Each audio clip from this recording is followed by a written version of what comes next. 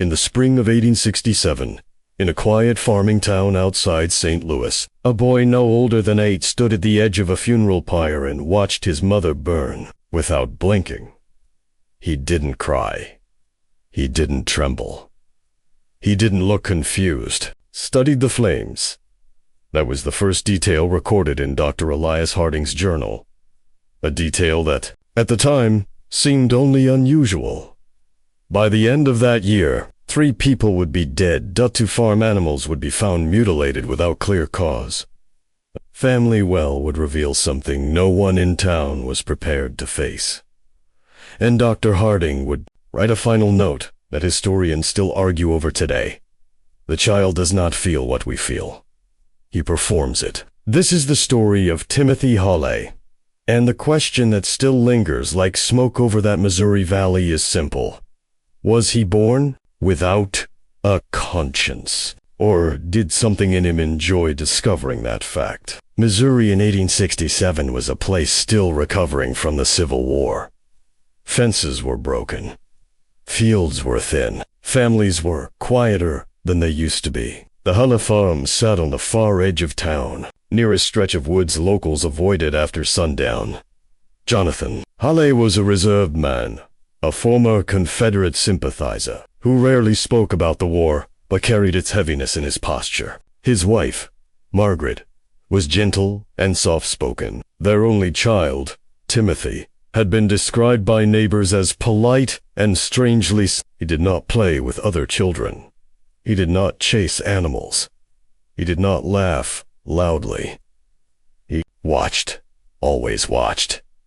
When Margaret Hale fell ill in early March, most assumed it was pneumonia. The winter had been harsh, and many families were struggling. Dr. Harding, newly settled in the area after training in St. Louis, was called to examine her.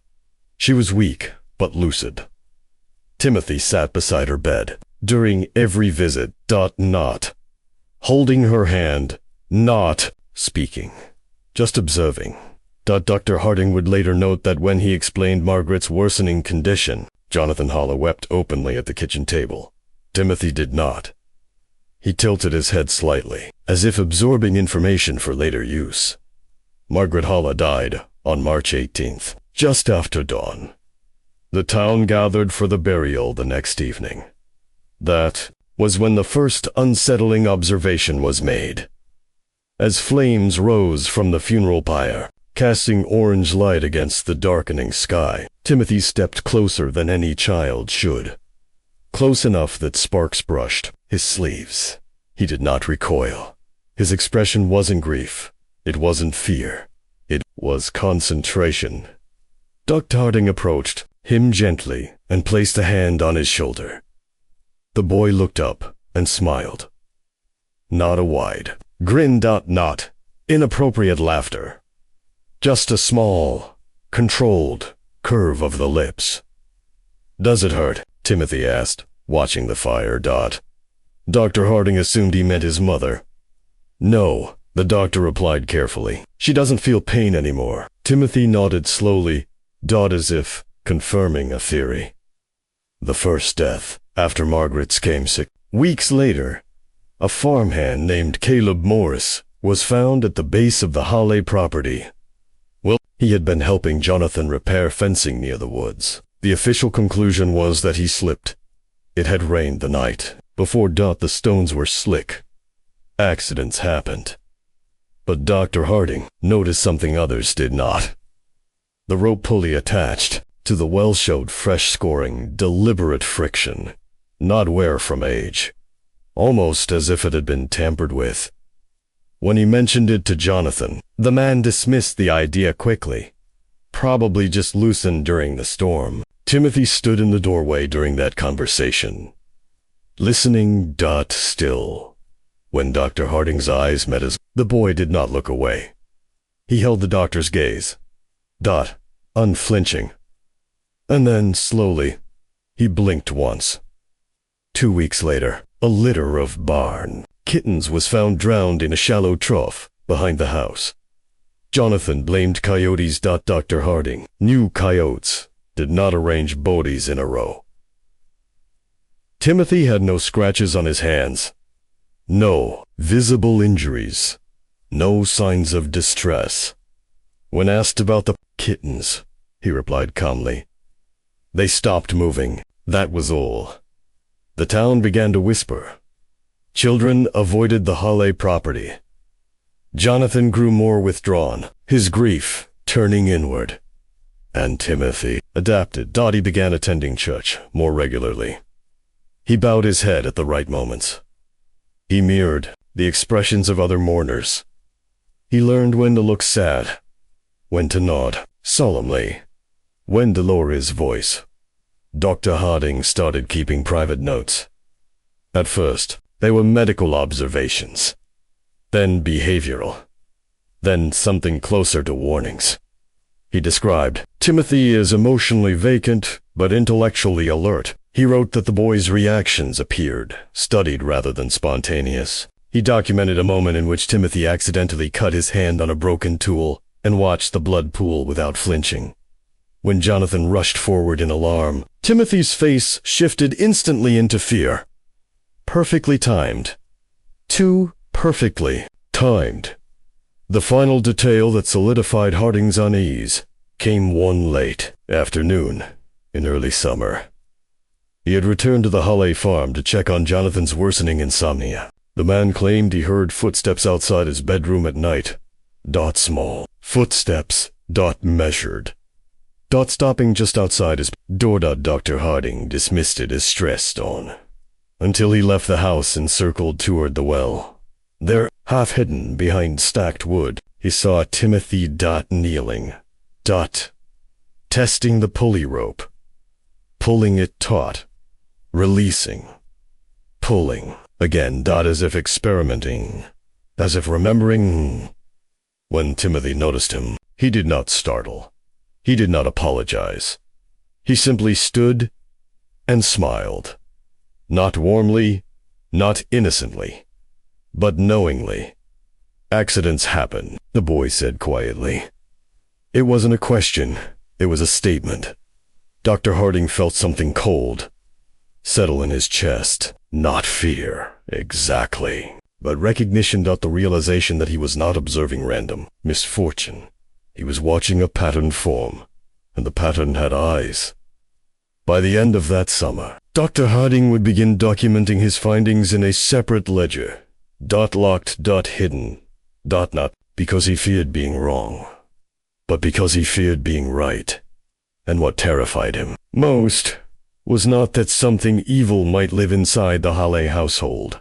It was this. Timothy was learning how far he could go, learning how people reacted, learning how to appear small. Innocent. Harmless. The town saw a quiet boy grieving his mother. Dr. Harding saw something else, something patient, something curious, something waiting, and the waiting had only just begun. By late summer, the air around the Hale farm felt heavier.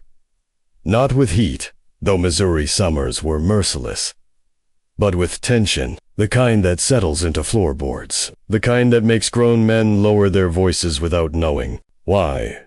Dr. Elias Harding had begun locking his private journal in a wooden case beneath his desk. He told himself it was precaution, not paranoia. What he was recording could ruin a family if misinterpreted. But what if it wasn't misinterpreted? What if he was the only one seeing clearly? Jonathan Hale's condition deteriorated quietly after Caleb Morris's death. He stopped attending church. He avoided town. Dark circles formed beneath his eyes. He complained of restless nights, of waking suddenly with the certainty that someone was standing near his bed. Watching. He never said Timothy's name aloud, but he didn't have to.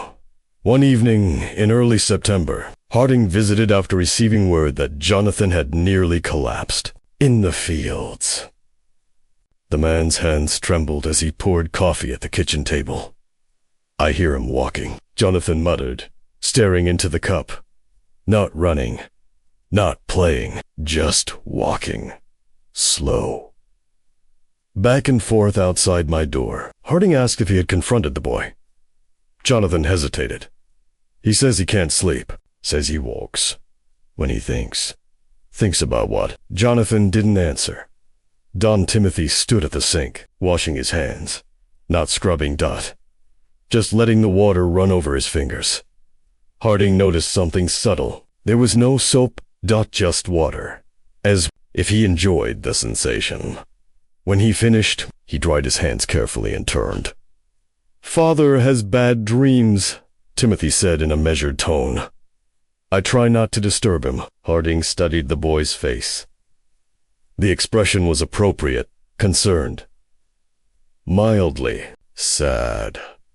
But the eyes were alert, calculating. Watching the doctor watch him. The next incident shifted, suspicion into something sharper.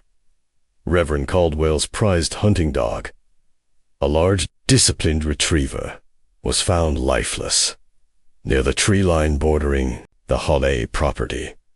There were no bite marks, no blood, no signs of struggle. The animal appeared to have ingested something. Poison, perhaps? But no containers were found, no residue. When word spread through town, Harding felt a tightening in his stomach. He rode to the Holla farm the following afternoon under the pretense of checking on Jonathan's insomnia. Timothy was alone in the barn. He sat on an overturned crate, with a small wooden box open in his lap. Inside were insects. Dead bees. Dozens of them. Their wings were intact. Their bodies undamaged, arranged, carefully. In straight lines. "What happened to them?" Harding asked quietly. Timothy looked up without surprise. "They stop moving when you close them in," he said calmly. "If there's no air." Harding felt his pulse quicken. "Why would you close them in?" Timothy tilted his head slightly. "To see how long it takes." There was no malice in his tone. No excitement. Only curiosity. As if discussing weather patterns. Harding stepped closer and noticed faint powder residue along the edge of the box. The same pale grain Reverend Caldwell had once used to protect crops from infestation. Arsenic-based, pesticide accessible. UNMONITORED. Harding said nothing. But that night, he wrote in his hidden journal, "The child experiments." 2 days later, Jonathan Hale came into town looking gaunt and pale. He purchased a new padlock and extra lantern oil. The storekeeper later told Harding that Jonathan asked, in a trembling voice, whether anyone had inquired about his well recently. Harding's unease deepened. That evening, he rode back to the farm, unannounced. He found Jonathan inside the barn, shouting. Timothy stood near the open, well behind the house. A wooden plank one, normally resting across its mouth for safety, had been removed. Jonathan's voice cracked with panic. "You don't go near it," he barked. "Do you hear me?" Timothy's expression flickered for just a second. Not fear. Not shame, not annoyance. Then it was gone. "I was just looking," the boy said softly. Harding stepped forward. "Looking for what?" Timothy met his gaze. "To see how deep it is." "Ah, simple answer. Too simple." Jonathan dragged the plank back across the well and secured the new padlock through its iron ring. Harding noticed Timothy watching closely, studying the mechanism. The way it clicked. The way it turned, recording it. The following week brought the second human death. Mrs. Lydia, a widow who lived alone half a mile from the Hale property, was found collapsed beside her stove. The town doctor ruled it heart failure. She was elderly. It was plausible. But Harding remembered something peculiar. Timothy had been seen visiting her days earlier, offering to help gather firewood. No one thought it unusual. The boy was known to wander. helpful. Even Harding attended the small funeral. Timothy stood near the back of the church, hands folded, eyes lowered. At precisely the right moments, he sighed. When others wept, his shoulders trembled faintly. Perfect timing. Perfect mimicry. Afterward, Harding approached him gently. You liked Mrs. Crawford, didn't you? Timothy nodded. She was kind. Did you bring her anything when you visited? Another nod. Apples. From your orchards. Harding paused. And did you wash them? Timothy's gaze sharpened just slightly. Yes, sir. With soap. A fractional pause. Then, water. Harding felt something cold slide down his spine. That night, Harding could not sleep. He reviewed every detail in his mind. The bees, the dog, the well, the pesticide, the apples. Experimentation, observation, application, escalation. The pattern was no longer subtle. That it was deliberate. But proving it would require something impossible. Convincing a grieving father that his son was not merely troubled. He was dangerous. 3 days later, Jonathan Hale came to Harding's office after sunset. He looked broken. I found something, he whispered.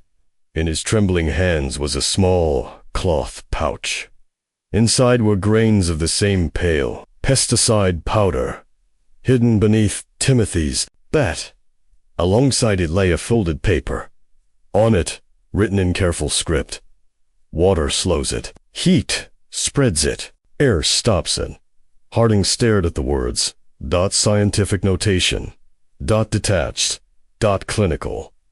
Do you understand what this means? Jonathan asked, his voice cracking. Harding nodded slowly.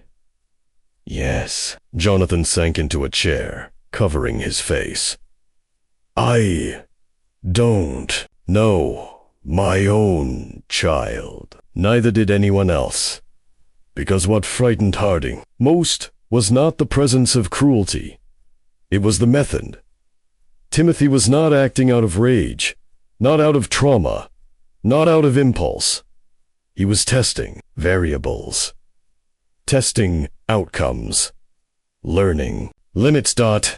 And more disturbingly, learning how not to be caught. The final moment of Act 2 came quietly. Harding returned the pouch to Jonathan with strict instructions. Say nothing, yet don't observe. Don't look, everything. Keep the boy close.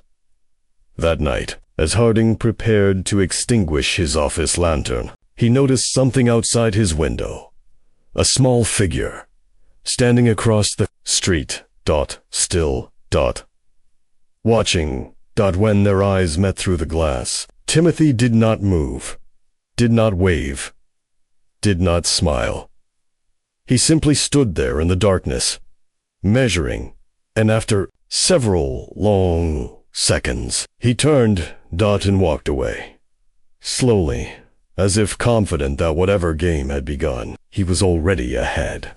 The first real mistake Timothy Hale ever made was not an act of violence. It was an act of pride. Up until that autumn, everything had been controlled. Precise. Small adjustments to the world around him. Testing pressure, reaction, consequence. Bees suffocated in boxers. A dog poisoned without visible trauma. An elderly widow held into her grave with fruit no one thought to question. But patterns, no matter how subtle, eventually begin to echo. And Dr. Elias Harding was listening. October arrived with brittle winds, and fields stripped bare after harvest. The Hale farm felt emptier than before, though nothing visible had changed. Jonathan moved through his days, like a man walking across cracked ice, careful, quiet, afraid of sudden collapse. He had followed Harding's advice. He locked the well, removed chemicals from the barn. He kept Timothy close. But control was an illusion. Because Timothy had already learned the most important lesson, the real experiment was not death. It was people. How far could they be pushed before they broke? How Much doubt could be planted before suspicion turned inward, and what fascinated him most was fear. Not the loud kind, the quiet kind. The kind that rots from the inside. It began with livestock. 3 hens were found dead behind the coop one morning, their necks unbroken. No blood, no clear injury. Jonathan insisted it was disease. But Harding noticed something peculiar during his visit that afternoon. The feed trough had been altered, mixed unevenly, as though something had been stirred into only one section. Selective. Targeted. Timothy stood nearby while Harding examined the hens. Animals are simple, the boy said calmly. They eat what's given. Harding glanced at him. And people. Timothy's lips twitched faintly. They believe what's given. It was the first time the doctor felt genuine fear. Not because of what Timothy might do, but because of what he understood. 2 nights later, Jonathan burst into Harding's office past midnight. His hands were shaking so violently he could barely speak. I woke up. He gasped. The lantern was lit.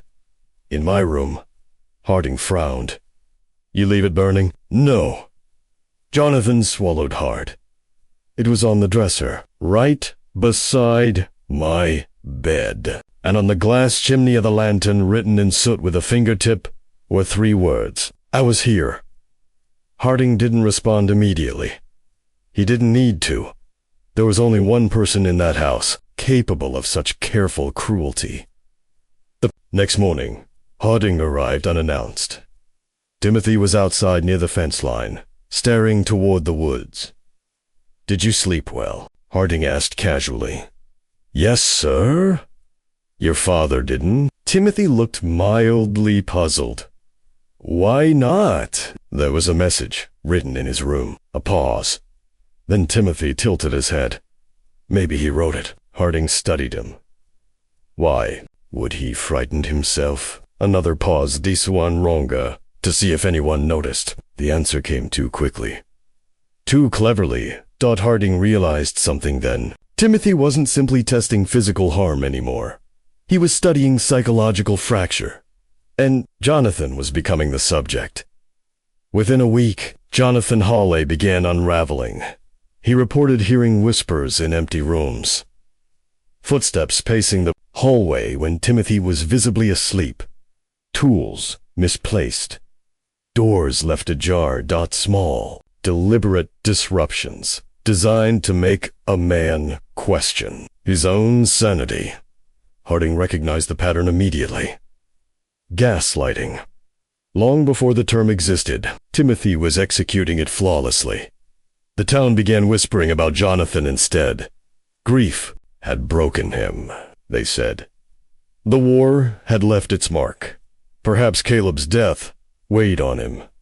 No one suspected the boy. Timothy attended church every Sunday. He helped elderly neighbors carry water.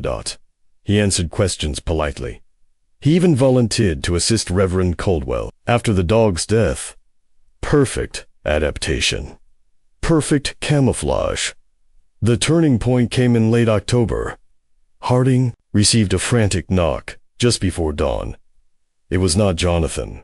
It was Reverend Caldwell. There's been an accident, the Reverend said breathlessly. They found Jonathan Hale near the well. Unconscious, his head bleeding from a gash along the temple. The padlock had been removed. The plank displaced. Harding felt ice flood his veins. Thought Jonathan was alive. Barely. The injury severe, but not fatal. He had fallen, or been pushed. When Harding questioned Timothy, the boy's account was flawless. I heard a noise outside. I ran to help. Father slipped. You were asleep? Yes. In your room? Yes. In the padlock? I don't know. Harding checked Timothy's hands. No. Bruises. No scratches. But there was something else. Dirt beneath his fingernails. Fresh and on the boy's sleeve. Faint soot smudging. the same black residue from Jonathan's lantern. Harding said nothing. Yet Jonathan survived, but the injury changed him. He became convinced someone was trying to kill him. He accused neighbors, accused vagrants, even accused Harding, in a fevered moment, of conspiring against him. The town's sympathy shifted. Jonathan was unstable, delusional, dangerous. Exactly as Timothy intended. Because when suspicion scatters in every direction, it lands nowhere. Harding knew time was running out. He began spending more hours observing Timothy directly. He engaged him in long conversations about morality, about consequence, about death. One afternoon, seated across from the boy at the kitchen table, Harding asked quietly, "When someone dies, what do you think happens?" Timothy folded his hands neatly. They stop. "And does that make you sad?" "A beat."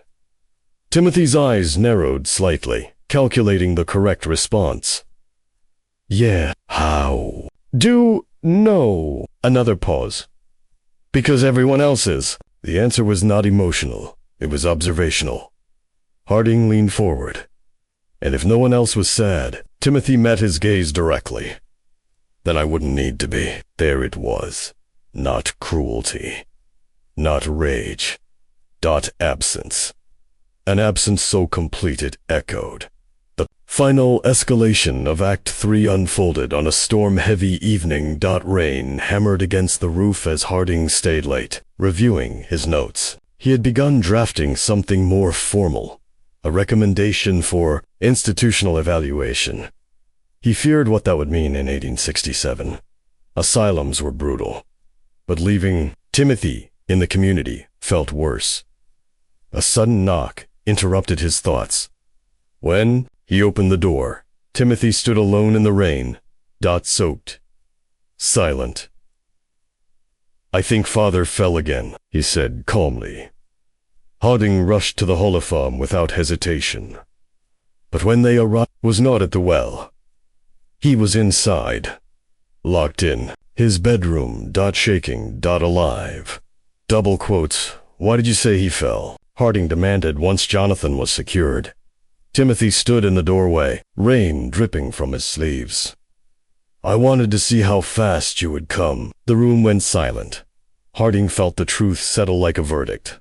This was no longer experimentation with animals, no longer accidental poisonings, no longer subtle manipulation. Timothy was measuring response time, authority reaction, trust, thresholds, control, dynamics, and he was escalating. The storm outside intensified, thunder cracking overhead. Harding looked at the boy standing in that flickering lem, PLIGHT. Zim. 8 years old, and utterly unafraid. Not of punishment, not of exposure, not even of the doctor, who now understood exactly what he was facing. Timothy smiled faintly, not triumphantly, not maliciously, but with the quiet satisfaction of someone who had just confirmed a hypothesis. And in that moment, Harding realized something far more terrifying than murder. Timothy didn't want chaos. He wanted mastery. And the experiment was far from over. By November, the town no longer whispered about Timothy Hale. They whispered about his father.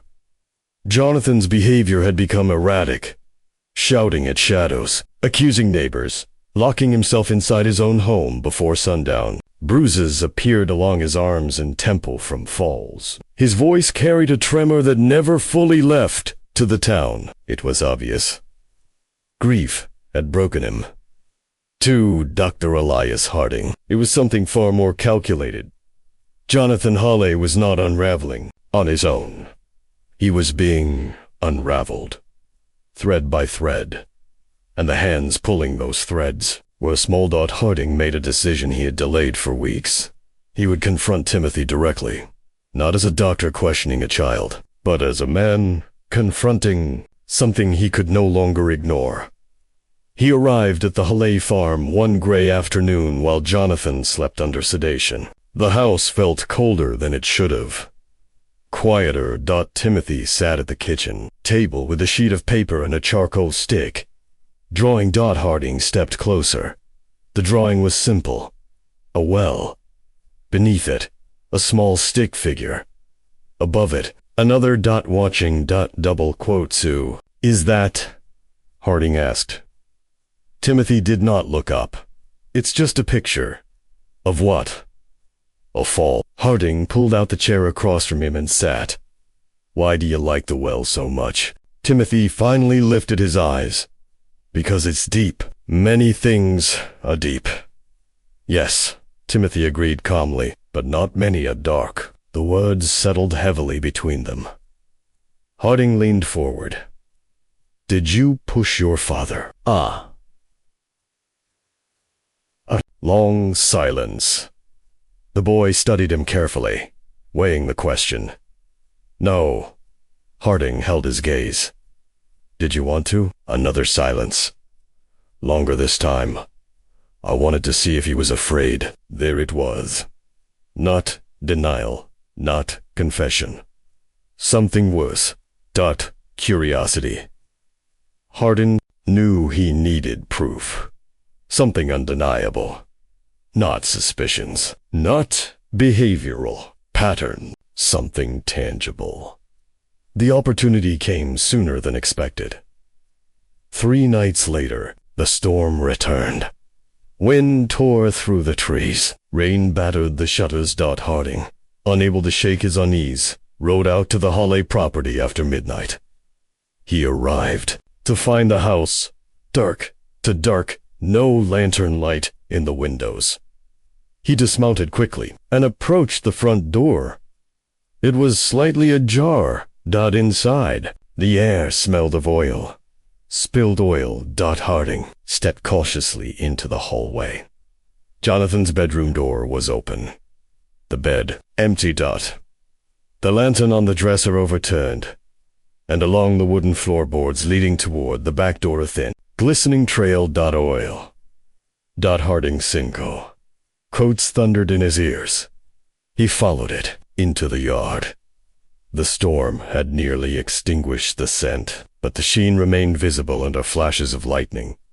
It led toward the well. The plank had been removed. Again. The padlock hung open, and standing beside it Timothy, holding a lantern.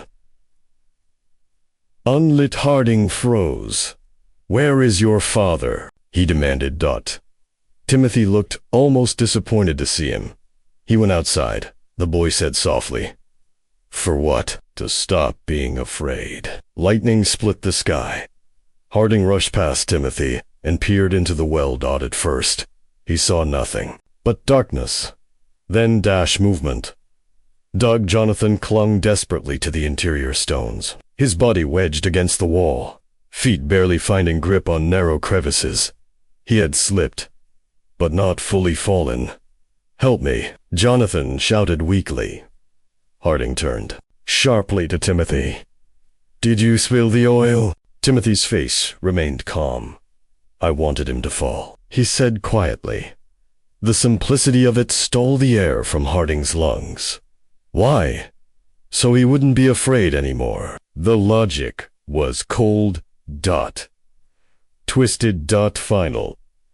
Harding lunged toward the well rope and began hauling Jonathan upward. It was slow, brutal work in the storm. Twice, Jonathan nearly lost his grip. Timothy watched silently. Not panicked. Not upset. Observing. As if this were another experiment nearing conclusion, when Jonathan finally collapsed onto the grass, trembling and sobbing, Harding turned to the boy. You could have killed him. Timothy tilted his head.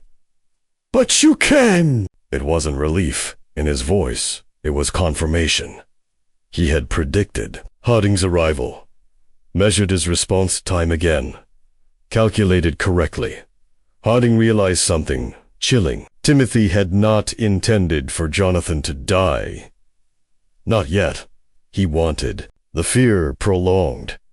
The uncertainty stretched. Death was an ending. Fear was ongoing. The next morning, Harding made his move. He contacted the state asylum in St. Louis under the guise of severe juvenile behavioral disturbance. It was an imperfect solution, but it was something Dodge Jonathan, broken and exhausted, signed the papers with shaking hands. He no longer defended his son. He no longer denied what was happening.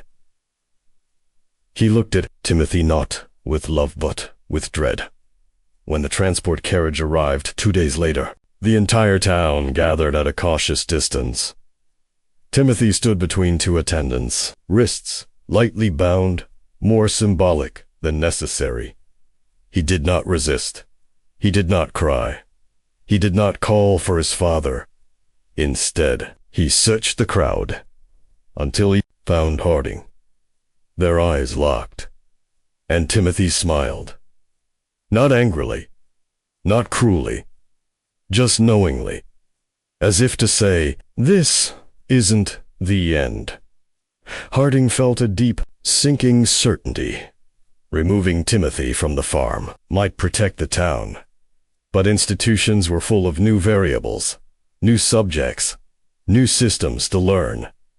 As the carriage doors closed, Timothy leaned slightly toward Harding. "You were right," you said softly. "About what?" Harding asked. "That accidents can be arranged." The door shut.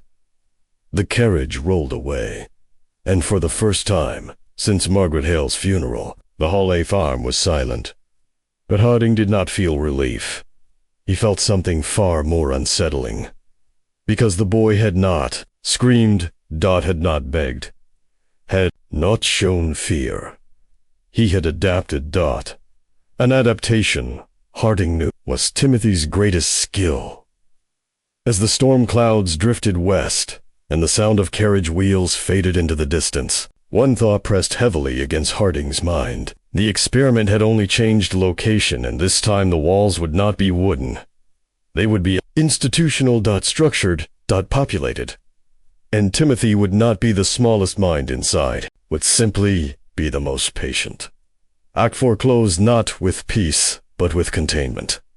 And Harding understood with a cold clarity. Containment was never the same as control.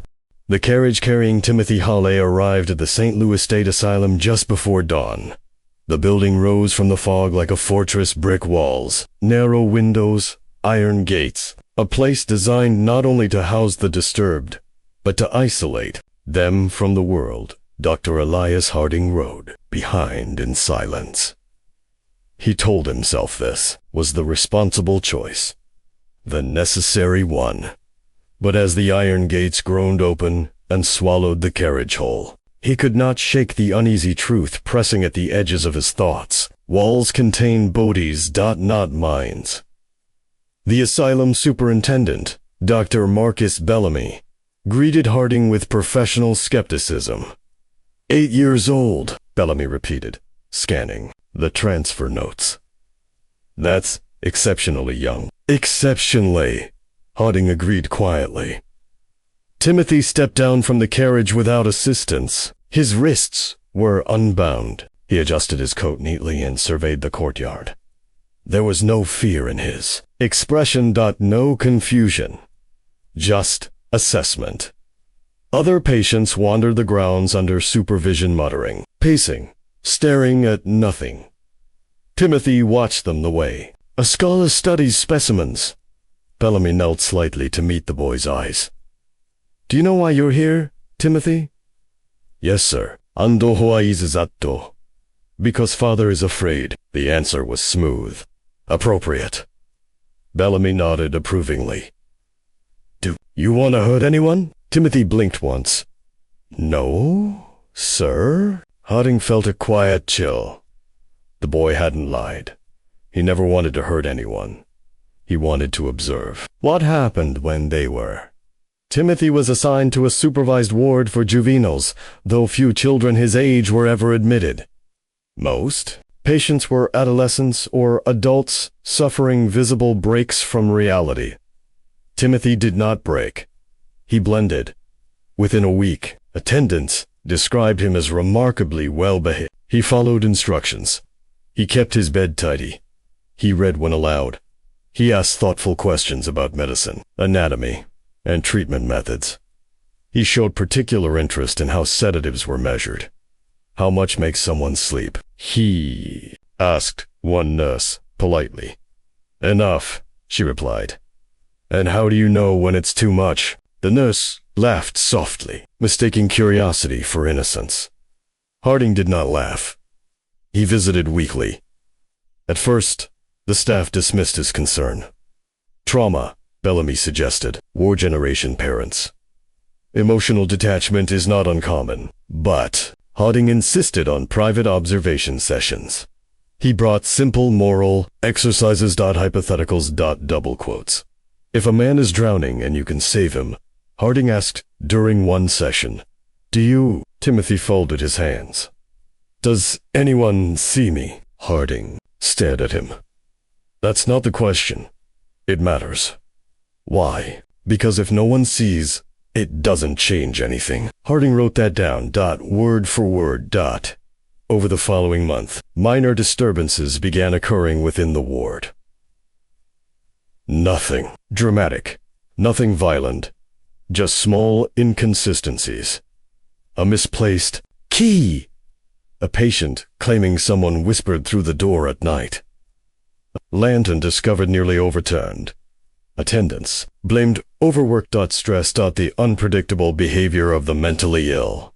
Until one afternoon, a patient named Samuel Rourke collapsed during recreation hour. He had been stable for weeks. Quiet. Docile. Now. He lay unconscious, pulsed faint. The dosage log for his medication showed no error. But Harding noticed something peculiar when he examined the vial. It had been diluted, watered down, meaning Samuel had been undermedicated for days. Agitated. Unstable. Set up to break. Who has access to this cabinet? Harding demanded. Only staff, Bellamy insisted. But Timothy had been assigned to assist in organizing supply shelves as a reward for good behavior. He had observed the lock, the rotation of keys. The timing of rounds. He had watched, learned, adapted. Harding confronted him privately that evening. You altered the dosage, Harding said flatly. Timothy did not flinch. I wanted to see what would happen. What did you expect? Timothy considered the question thoughtfully. That he would panic. And then that everyone else would panic. Harding felt anger rise for the first time. These are sick people. Timothy's gaze remained steady. So was father. The statement landed like a stone. Harding understood the chilling implication. In Timothy's mind, there was no moral distinction. Only variables. Stressors. Reactions. Controlled. Bellamy conceded something was wrong. Timothy was removed from general population and placed under constant supervision. No tools. No chemicals. No unsupervised access. For a time, the disturbances ceased. The asylum calmed. Months passed. Winter settled heavily over. St. Louis. Harding allowed himself to believe containment might be enough. Until February 3rd, 1868. The night the fire broke out. It started in a storage wing. Small, controlled. At first, oil-soaked rags, stored improperly, the report would later claim. But Harding recognized the smell immediately. Lamp oil. Deliberately spilled. Flame spreads faster in narrow corridors. Smoke spreads faster in closed wards. Panic spreads fastest of all. Patients screamed. Attendants rushed. One locked juvenile room was discovered empty. The window unlatched.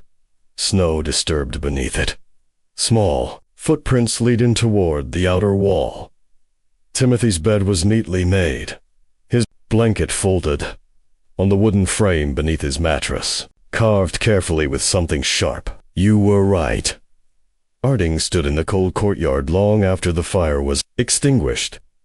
Snow swallowed the footprints quickly, erasing direction, erasing evidence, erasing certainty. Bellamy ordered a search. Authorities combed nearby roads and rail lines. No body was found. No child matching Timothy's description reported. He had vanished into a country still rebuilding itself. Still chaotic, still vulnerable. Dr. Elias Harding closed his final journal entry weeks later with trembling hands. The child does not rage. He does not grieve. He does not hate, he observes. He studies fear the way other boys study insects. And he learns faster than we do. Jonathan Hale never recovered fully. He sold the farm that spring and left Missouri without farewell. The well was filled. The house dismantled. The town tried to forget. But Harding never did. Because somewhere beyond Missouri's fields, beyond the reach of asylums and fathers and frightened towns, an 8-year-old boy walked free. Not driven by anger, not fueled by revenge, but guided by something far more dangerous, curiosity without conscience. And the most terrifying part, he would grow. If this story unsettled you, if you want more chillin' historical mysteries told in cinematic detail, make sure you subscribe because some stories don't end, they evolve.